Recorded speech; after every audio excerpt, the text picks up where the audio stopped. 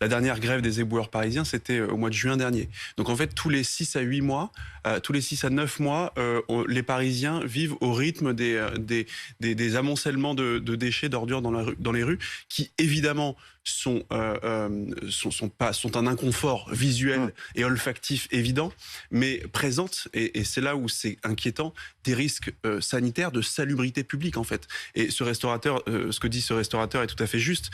Il n'est pas question de remettre en cause la grève, le droit de grève et le mouvement social au sein des éboueurs, mais simplement assurer une continuité de service public et considérer que dès lors qu'il y a un risque de salubrité publique, et là il y en a un, qu'on puisse prendre des mesures pour justement enrayer et lutter contre ces situations-là. Les mesures sont très simples. De la même manière que dans 50% des arrondissements parisiens, il y a des prestataires privés qui interviennent et qui assurent la collecte des déchets, il serait naturel que la mairie fasse appel pour les 50% des arrondissements restants à des prestataires privés, ne serait-ce que pour débarrasser, pour dégager les rues des arrondissements concernés. Est-ce que l'opposition parisienne a un levier pour faire intervenir des sociétés privées ou pas? Alors, il faut savoir que la compétence propreté à la ville de Paris est intégralement pilotée par la maire de Paris dans son bureau à l'hôtel de ville.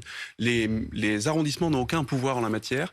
C'est aussi une des difficultés et une des raisons de la désorganisation du service propreté hors période de grève à Paris. C'est qu'aujourd'hui, tout est concentré dans les mains de la maire de Paris. Il n'y a pas de décentralisation de l'exercice. Elle seule peut décider de nettoyer un peu les rues ou pas? C'est une demande notamment du maire du 17e arrondissement, Geoffroy Boulard, qui est venu l'exprimer sur votre antenne, de dire nous aujourd'hui on est prêts et on a fait les démarches auprès de prestataires privés pour venir déblayer nos rues parce que c'est une question un peu d'urgence et en fait la ville continue à mettre son veto. J'ai eu encore une fois cette semaine une conversation avec une adjointe sur votre plateau à la maire de Paris qui s'y oppose catégoriquement par principe ou par idéologie, je ne sais pas. En attendant, ce sont les Parisiens qui en souffrent. Donc, les maires d'arrondissement aujourd'hui ne peuvent pas prendre la moindre initiative en la matière parce que les pouvoirs, et ça c'est une réflexion globale à mener sur la question de la propreté à Paris. Pourquoi est-ce que les maires d'arrondissement n'ont pas de pouvoir?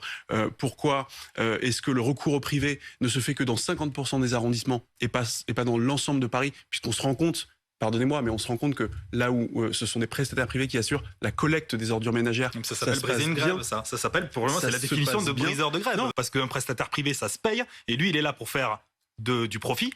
Quand il vient ramasser les ordures, il n'a pas un objectif de service public. C'est le service public à laquelle il faut répondre. Et les revendications des travailleuses et des travailleurs. Il a un objectif d'efficacité. Et quand vous avez un prestataire privé, vous lui assignez des objectifs. Donc en fait, vous êtes en train de dire qu'une entreprise privée serait plus efficace que celles et ceux qui toute l'année font le travail. Vous opposez les salariés entre eux. Non, c'est ce que l'on voit au quotidien, monsieur, dans 50% des arrondissements où il y a des prestataires privés. Vous opposez les salariés entre eux et où ça se passe. Vous voulez casser la grève et le